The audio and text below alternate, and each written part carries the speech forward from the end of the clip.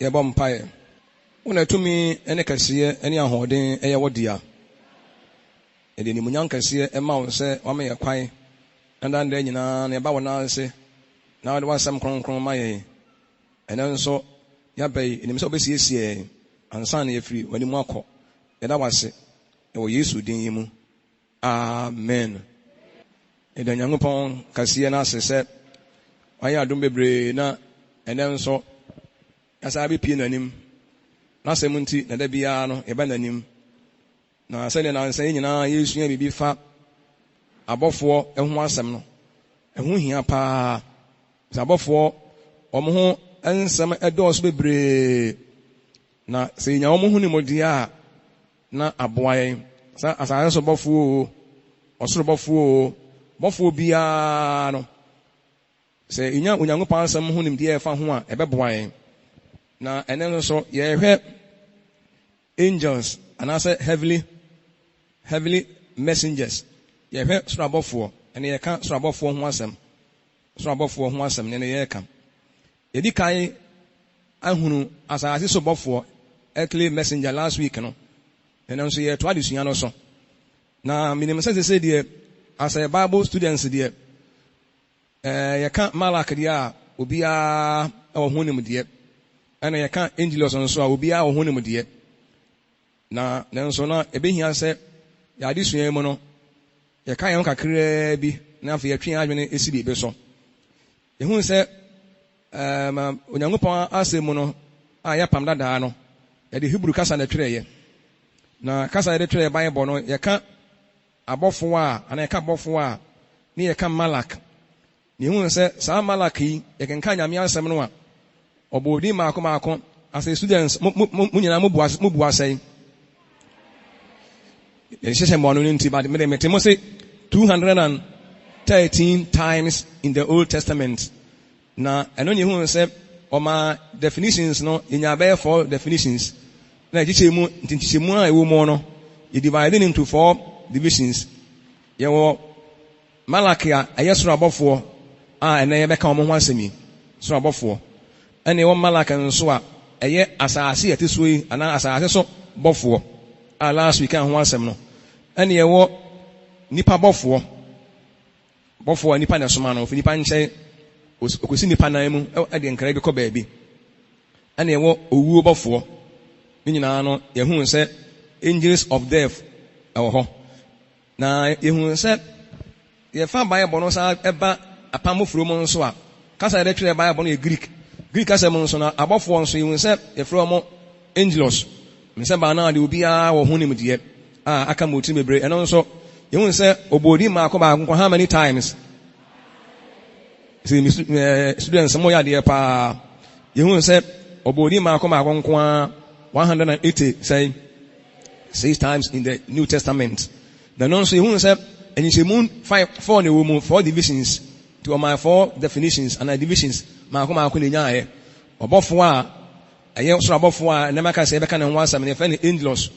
Ɛna asase so bɔfoɔ nso a Onyankopɔn ne soma ne ma ne bɛ wi ase nso ɛno nso yɛfrɛ ne angelos.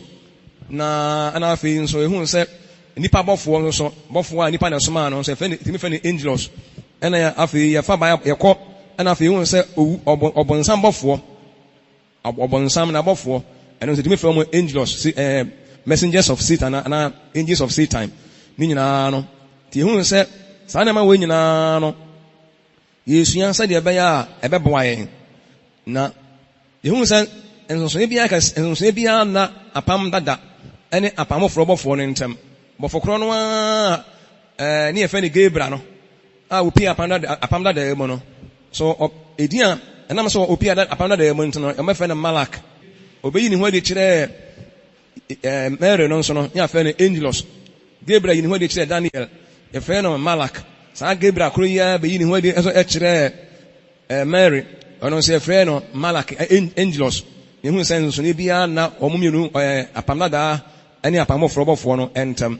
Na wɔn nyinaa nso yɛhu sɛ wɔn de nkra efiri Nyankopɔn nkyɛn na ɛba. Ti ɛnɛ no saa ɛnɛ yi baako a na yɛkasa fa ho fo yi baako yɛkasa fa ho ne angels abɔfoɔ anaasɛ soro abɔfoɔ. Yɛn kasa mu no deɛ maka sɛ yɛkasa no akankasa no ani Hebrew ni Greek kasa no eyepe yen so abofo a efe ne bofo asan so bofo so nipa na soma no efe ne bofo nyame bofo efe ne saa ntie de saa na almost de ne tie saa na omo kasa no e wo bofo sem ho ani eyepe ti ba na e bi e kasa nipa bi kasa ye bofo a no mfi Nyankopɔn a na mo di ka tie ase say refer to angels nse ba na de ese munya saa nim de no kwa ma na tra so amen de omo nyina de enkra efiri Nyankopɔn nkyɛ na eba na ene no yebekɔ Nyankopɔn asemu yebehwɛ abɔfo no sɛ de omo esi atie na afei de compare sɛ de ebia enipa abɔfo no so a enyame bɔfo a ɔmba saa se wo so sɛ de omo atie ba de bɛkan kwapam na de sɛ ne ebɛka ni menu nyina na abomu yebekɔtu ebeyi abɔfo no ho asɛm bi afiri apam da da mu ne ebi nso afiri apam ofuro mu na timi aboa nti bɛgen kan omo ho asɛm. Praise the Lord. Yes, apam da abɔfo no yɛsɛ ɛna apam ofuro nso ti yɛhu sɛ omo nyina ɛyɛ 444 nti yɛnhwɛ na ehunu sɛ asase abɔfo no deɛ Nyankopɔn na soma omo ɛbɛ wiase ba de omo fa ɛma so na ɛbɛ wiase mo nyina mo kan dada apam foforo anasa abɔfo no a ɛyɛ earthly messenger no messengers no de say omo be wiase no channel omo fa so baaye ana means omo fa so baaye no ɛyɛ omo fa ɛma so ana ɛma na ɛwɔ omo be wiase ti yɛsɛ omo te sɛ enipa ɛwɔ ne me bebre mu na ne no yɛbɛgen kan ɛna ehun sɛ yɛ kan ho kakra bi a last week message ne yɛ kan kakra bi so ehun sɛ abɔfo no ɔmfo Nyankopɔn nkyɛn ba no yɛ mienu a yɛ nipa ɛka asase so bɔfo a ɛma na ɛwɔ wɔn no yɛ wɔ bɔfo a wɔ expected angel na expected messenger so bɔfo no deɛ ɔba no ne yɛ hwɛ ne kwan yɛ sɛ yɛatwɛn ne ho asɛm ato wɔ Bible mu enufa ne ho asɛm aka nkai a ohun sɛ dabi obi nyame bɛso obi ama na ba te bɔfo obi bɛba messenger bi bɛba te yɛn ne expect no ɛna yɛ wɔ wɔn nso a unexpected messengers nso wɔn nso deɛ yɛn hwɛ wɔn kwan ba de ebehu ansa bi a Onyankopɔn no ama ebi a Jeremia no apue obehu ana Isaiah apue obehu ana wɔyɛ apue ba de wɔn bia ba ebia ni hɔ a na fa ba abroda hɔ a obehu sɛ Jeremia ɛba ana ebi ana Isaiah ɛba ɛno nso yɛka ho asɛm akyerɛ mo ne hu sɛ saa wɔn a expected messengers no wɔn ho wɔ hintasɛm bebree hintasɛm bebree fa saa expected messengers no ho ɛna unexpected messengers no nso deɛ ya na wɔn ho hintasɛm no ɛhɛda ɛnɔɔso saa nti momfa nto mo tim nyame bɔ bɛhɛda ka ne mmienu yɛyi ɛno nso asi wɔ paa yie paa na yɛnhwɛ ɛna nam sɛ yɛka soro abɔfoɔ ho asɛm nso nti na soro abɔfoɔ nso bebree no ayi wɔn ho adi kyerɛ wɔn yi wɔn ho adi wɔ apam dadaa mu kyerɛ Nyankopɔn nkurɔfoɔ no menim sɛ mo akenka nyame asɛm bebree a mo ni bebree fa ho man kotum koraa no a monim sɛ abɔfoɔ bi ayi ne ho adi kyerɛ Daniel nom bebree but yɛnkenkan hwɛ Genesis chapter 22 verse 11 so a Genesis chapter 22:11 emra Awurade bɔfoɔ yi ne ho de kyerɛ Abraham na ɔka kyerɛ Abraham sɛ Abraham ɛmfa wo nsa nka bɔfra no meɛnkae no na Awurade bɔfoɔ firi soro frɛ Abraham sɛ Abraham na ɔsɛ minie na ɔsɛ ɛmfa wo nsa nka abɛɛmaa no na nyɛ ne hwee na afei na mahunu sɛ wosuro Onyankopɔn na wanka me ɔba koro no asɛ ɛyɛ soro abɔfoɔ bi na ɛbɛyi ne ho de kyerɛ Abraham na nkɔde ne ba Isaac ɛba afɔdeɛ no ha nyɛ nipa bɔfoɔ ɛnyɛ asase wo so bɔfoɔ a na ɛyɛ soro abɔfoɔ bi na ɛba Abraham nkyɛn a ɔka kyerɛ ne sɛ ma ɔnyɛ saa yɛmfa nhyɛ adwene mu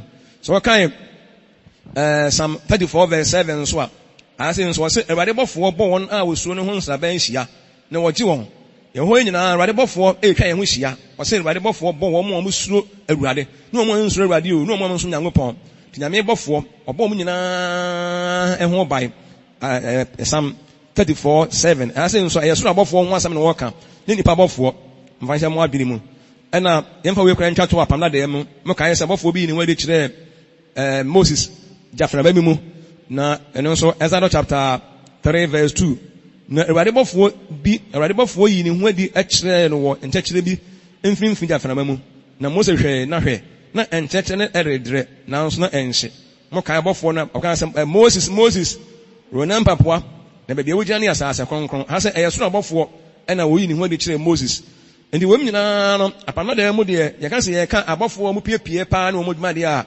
adagye bɛbɔ yɛ but Yesu yɛ kɔ no yɛbɛhu bebree yɛkɔ apam furo mu nso a say Malak. Ye hwe afi apanda apamofo mu so angelos. So abofo bi yi ne hu de kire nipa bi wo wiase a omo so hu wo mo.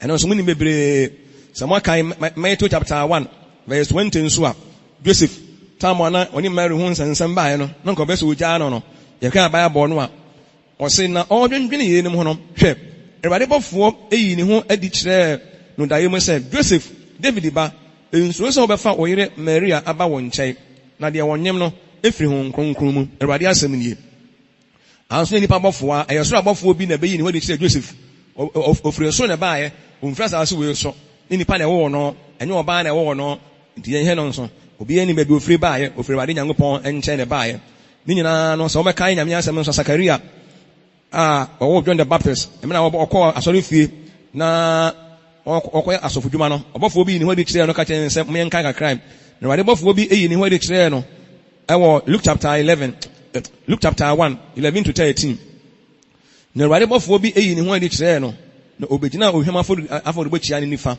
na Sakaria hu no na komatui ne hu ka no obofo no ese ne se Sakaria ensuro na watie won paebo na oyire Elizabeth bewo obabarima amawo na wato ne din Yohane anso so abofo Gabriel munyina amka kwesa mo se Gabriel na koyi ne hu de kire saa Sakaria osofo yi no ye so abofo Gabriel oni maame ni papa abasa ase we so ihe no nso ena ni nyina no mo kwa amokenkan Colenius nso Acts chapter 10 verse 1 to 3 nso a Colenius captain we soja ni pa nso so nyame na obo ne braye ono ne fiefo nyina no omonye fake omo sum Nyankopon yie pa e wo no kure mu no o ka Bible no a wose obom mpa no Ewade bofo bi ni ho de kire no wose no bere ma bi wa Sicilia ne dende Colenius na oyosafo a ofre na Italian de ne mu ohaso pani we de ferini oso Nyankopon oni ne fiefo nyina no oyemobunu hu ade bebre ma enkrofo no obo Nyankopon mpaye da ebeya awiadon etosom yensa no ohunu ni so ade befe se Nyankopon bofo eba ne nche bese ne se Colenius onso obo mpaye oyesoja ni paye pa obo mpaye no nya vision nse obofo bi aba ne nche no director ne fa ne nkwanche nti wen nyina no eya soro abofo e kan ho asem eba bua de so Acts chapter 8 26 nso munim so obofo bi ka kire Philip se ono nso o man direction bi mun kire mkofia mo kenkai wenim nyina eye soro abofo ho nsem a o mo nya nipa enye nipa abofo na ye be kire mebre na fa yetimi aboa yen ntinde ye se ye kasafa angels ho anasa heavenly messengers soro abofo ho asem na yini kan tia se abofo ye angels no de they were not born of women enye emma ene wo mo enye emma na wo mo so abofo bia de nye nipa na wo no so abofo nipa anwo so abofo na ye kom ne be kenka Bible mu ne dia nchese bebre no aba me ka osoro abofo ye kan ho asem nti omo mfiri oba ase na fe nso omo mfiri wi ase omo firi soro abofo nye wi ase fo omo nka ewi ase efo ho nti omo de omo ye osorofo ye wo osorofo ho ene wo asase sofo ho ena asase asefo de ye ne ekọ no ene nso ho ye ne ewu aye kọ no nso nyame ebo ebe kan wo asem ti ne ye ka osorofo ti abofo de omo ye osorofo omo nya asase sofo omo fi Nyankopon nche na eba omo ba Nyankopon soma omo e ma omo fi nche eba ebe som enipa da ache omo kọ heaven enkrofo da ache bia no Ewade beji omo nkwa na odo omo kọ heaven no sa abofo iba na fo omo besom omo nso omo sere nyame si bo omo no nso bo omo soro nkọ abofo omo nso nyame si bo omo na enka ho asam kada age bebo yen eni kwa nyame nipa se nyame bo nipa ene se Nyankopon bo abofo no difference wom abofo Nyankopon na bo omo nye omo na bo omo ho nipa Nyankopon na bo nipa ni nipa no na bo omo ho ba Nyankopon obia e woni su na ene na ye kan ho asam tin hu se Nyankopon God send them to minister to those who will be going to heaven angels no Nyankopon so mo ba o kan mon twere mo kan Hebrews chapter 1 7 to 14 aka bofo ho asem bebre wa da achi bia no ebegenka wasem ebegenka bebre to say omu nyina firi soro na ebegenka mighty oni Luke no so ho na ebenwu se so abofo omu firi soro omu mfra asase we so enam se omu enfiri wi asenti no na omu firi soro ntino untimi nkyire oman bia asase we so oman bia Gabriel we firi untimi nkyire asase we so oman bia Michael for penny Michael will free say be of Canada or free fine no on France we so until ultimate fear of free moon ultimate bushia or because almost as we so for the above form young upon Tesrono almost free we are said the Gebra ultimate locating was as we so say to me locate Gebra say Han what here na Oma Mini Busianie Nifi or my will free modia and then we human being. Amen. Inti yɛhɛ nso nti yɛsɛ ɔmo deɛ ɛnyɛ man ɔmo wɔ ɔmo nti ntimi nkyerɛ asase wei so baabi pɔtɛn paa ɔmo nti nipa Nyankopɔn nipa biara na nipa biara ɔbɛka sɛ ɔyɛ bɔfoɔ ɔyɛ angel biara no na yɛtumi locate na deɛ asɛm kɛseɛ wɔ ne ho paa mfomso kɛseɛ a ɔda mu no ɛkyɛ ekuri na ɛyɛ hu paa yie paa na ɛnam sɛ ɔmo nso ɛbɛyɛ nka Nyankopɔn asɛm no angels no they have no family. Either nuclear or extended family. You begin can yango pass and you kai. Yamia Sanumu be Montre Yabeka if you look chapter 20, 34 to 37. Now yet Montre enough was I confused with my Mark 12, 18 to 27 or so. Mark 12, 18 to 27. But you said I may kind Matthew 22, 30. But I'm not much Matthew 22. 23 to 30, but me can't tell home kwa. Ya ka wase owusori mu no onware na omawade na otese abofo e wo soro. And question bi ba am can me narrate question no a adaje be boy ni nyina na say na Pharisee fo pese mu say ye kwa heaven a awade wo ho ana say awade bia ni ho. Na Yesu eyi ano. Na ha na ye be gina so a cheche na ma bebre mu pa ye pa wase owusori mu no onware na ọma wade ọte sẹ abọfo e wo soro ti mo hia no nso mfa nto mo adwene mu sẹ de sẹ abọfo wo soro ti abọfo ọmo fure soro abọfo mfra asase we so na yen kan Luke 20:34 no fan kan 36 no fan kan osna Yesu bo ase won sẹ ewiansi man eware na wode wo ma awade na wona obebu won sẹ esese won sa beka ewiase foforo any osoria obesori afre wufuo mu na de onware enso wonfa won ma emma wade enso ontimi nwu bio na otese abofo na oye Nyankopɔn ma se oye owunya ne emmentira ase nso yagenka ya me ehunu ma bebre se ye be koncheche bebre nti ohun se owusori mu fanhye adwene mu se owusori mu no ana owusori achi no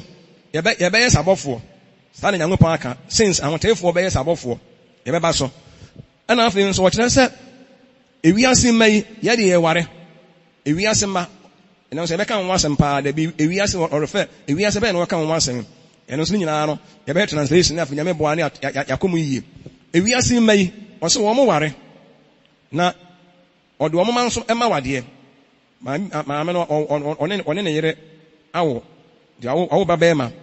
And also wa wo baba ni obi abes no omodo baba no ama wade ono amu ware o de ne ba nso ama ware ene ekoso wo wiase mu mebre wa se ya mode mo ma mema wade mu mebre won sa ma ware aye wiase o se ewiase we mu de ye ware but ewiase fro na eba na de on ware bio ye ware na omodo se abofo na yemfa ye ma wade e ho de sa system we no enya dwuma bio na afa etu no so no ahon so o se omunwu owuo nso ni ho ye nwu omo de sa abofo mo memfa nhye adwene mu eni se ne de ewiase no se de nyina ye hu nti abofo ankasa no yesu omo ho asem hu se abofo omo ware ana so omo ware ti heaven no awade ni ho aha nti abofo Nyankopɔn asase we so na ye ware asoro de awade ni ho awo ni ho owuo ni ho yebeka elesa abofo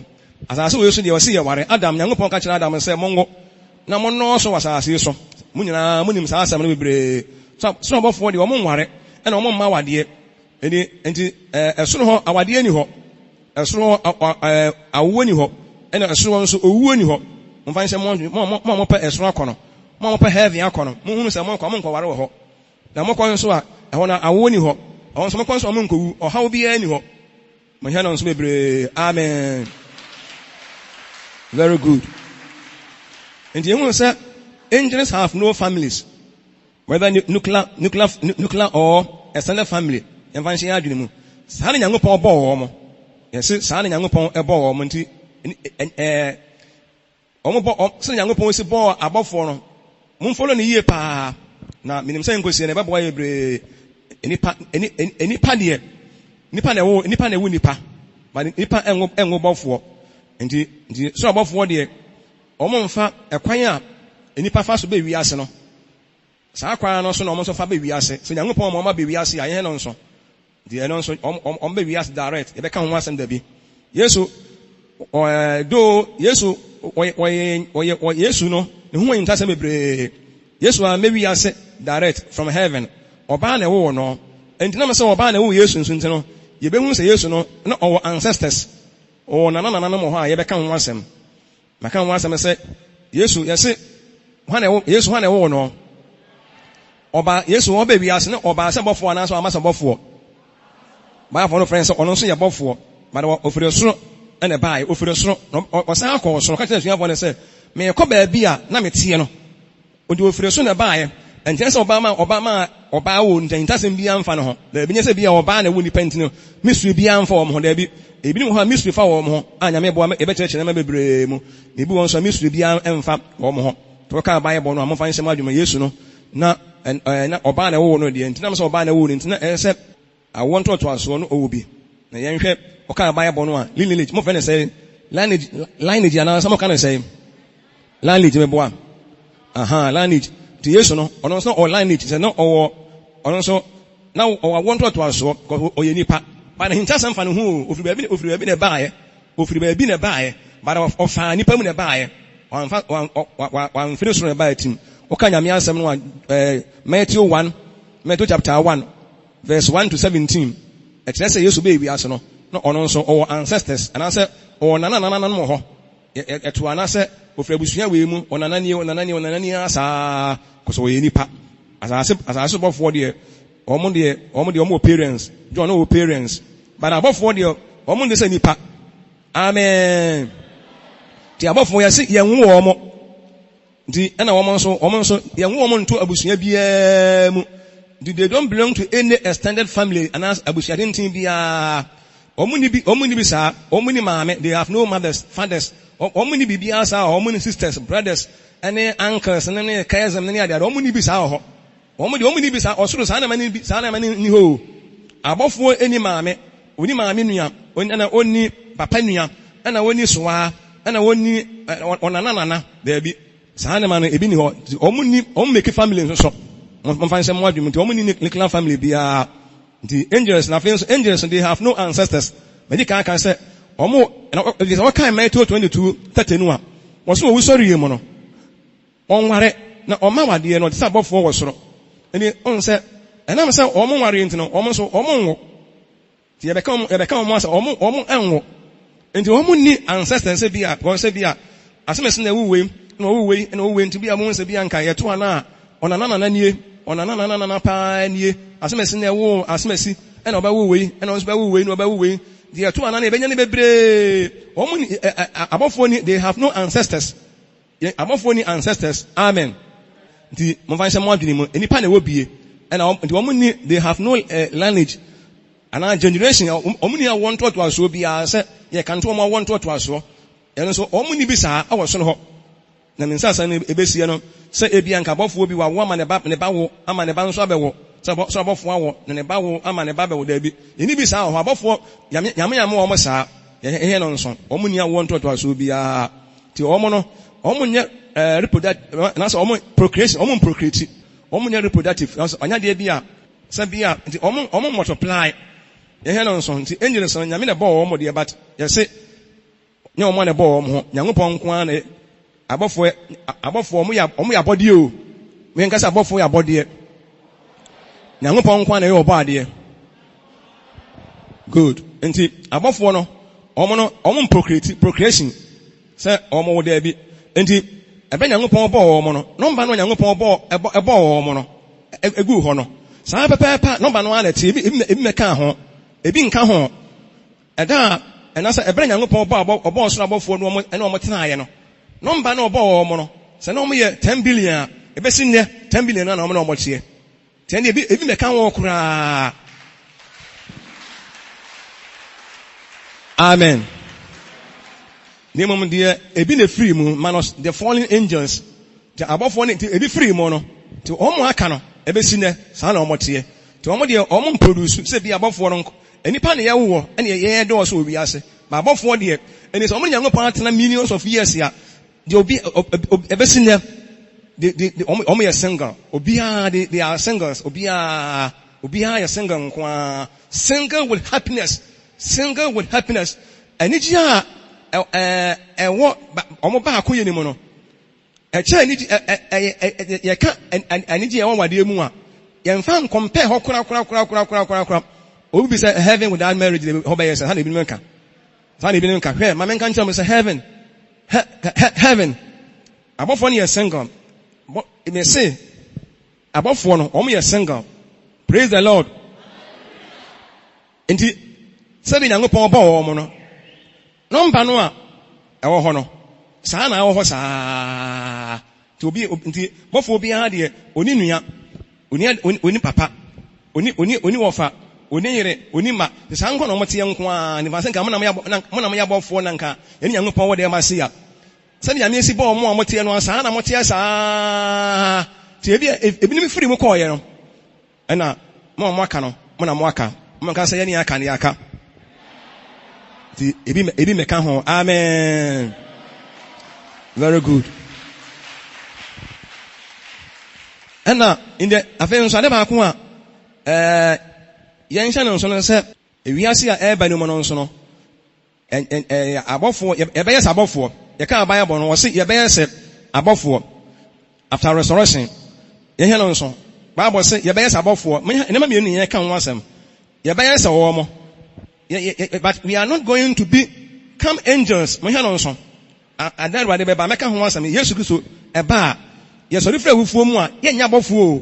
going to become angels, but we are going to be like them. But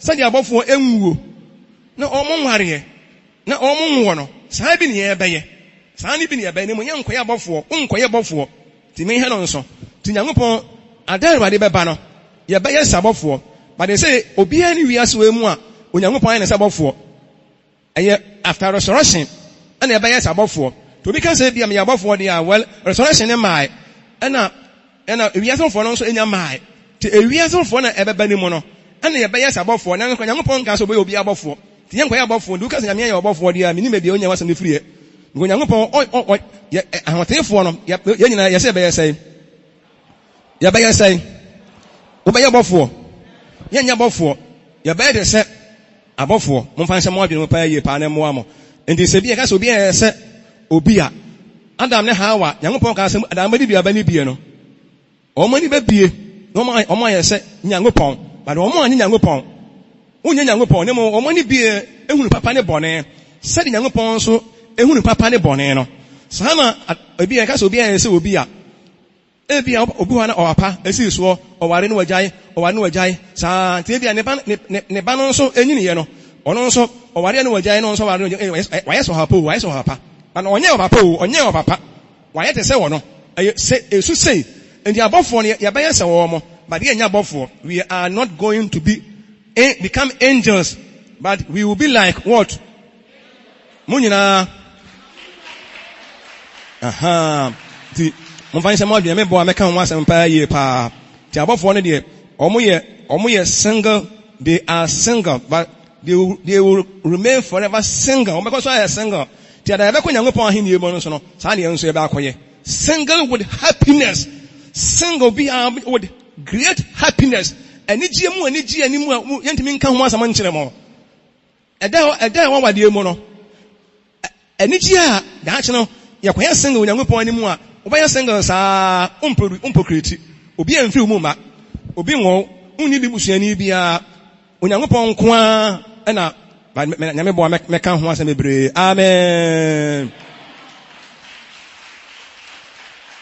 Enti enne so obi ka say Yesu baby o kan Nyankopɔn asɛm no a ɛna afei wɔse yengu mo ka Bible na yengu but nipa wu o ka Hebrew chapter 9:27 a wɔse ɛda hɔ ma nipa sɛ obewu prɛko abɔfo de na hɔ mo so obewu ti yɛ de sɛ ɛda hɔ ma yɛ sɛ obewu but owu so de akyi no ewiasefo na ɛba na de yengu na ɛbɛyɛ sabɔfo ba yɛ nyɛ bɔfo ebenya nipadua abɔfo na mɛka ho asɛ ebenya nipadua bi a yɛn nso obeka ene omu nyina de abomu ne omu nyina nso atena amen amen adwene bi ba obi tinsa na ntina apostle timi kan nsem we nyina amen na meti ase enti ede nyango pa ase enti abofo de owuo ena ho ma wo mo enti Yesu be wi ase no angels never die, so sins will never die.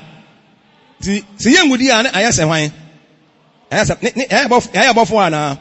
Ne mo ne ayade sade yi. Sa ne Yesu kan wase otese. O mo tese ntia ka nyame asem no a Revelation no ati ebesua ho asem ka etese kwa no yuso otese odwan otese like us nyina nyame boy behwe ho asem. Nti Yesu ta ma oba wi ase no. Yesu ebe wi ase no. Ena ma se he became human being to save human being to offer a nipa body. Wamfa abofo nipa amfa abofo nipa bia ne baaye. Oka Hebrew asa na oka aye. So what and am say no obewu eni say offer ni abofo nipa bia ne baaye de nko ntimi ngu. Na am say obewu nti no na say offer nipa bia no oba watimi yewu ama na ye yie. Endi emere baba dia ready be yewu afiri ho ama yen. Praise him. Good.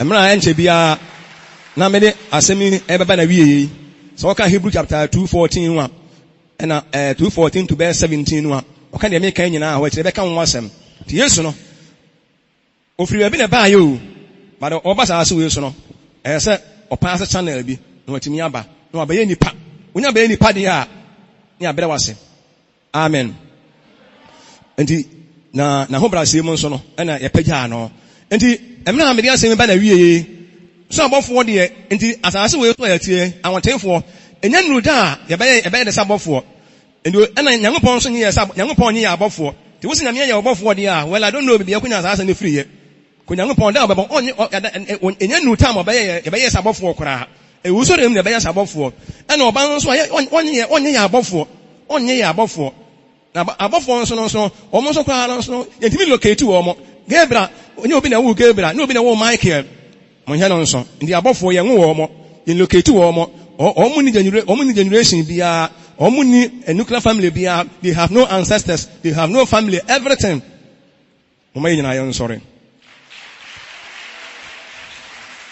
and erade ni akasa ti so abofo de ti ada be ko heaven no de mo be kwankwan mu no mo nya kwa kwankwan mu no mo ya single forever angels say single Obia, but up to date, the same number no one ever.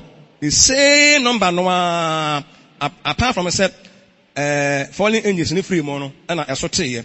But the same idea, the Omotia no motive me can hold that omon produce any party reproduce a dozen. But above 4 omon you be hat here, son of Batia sa no kwa be infinimum.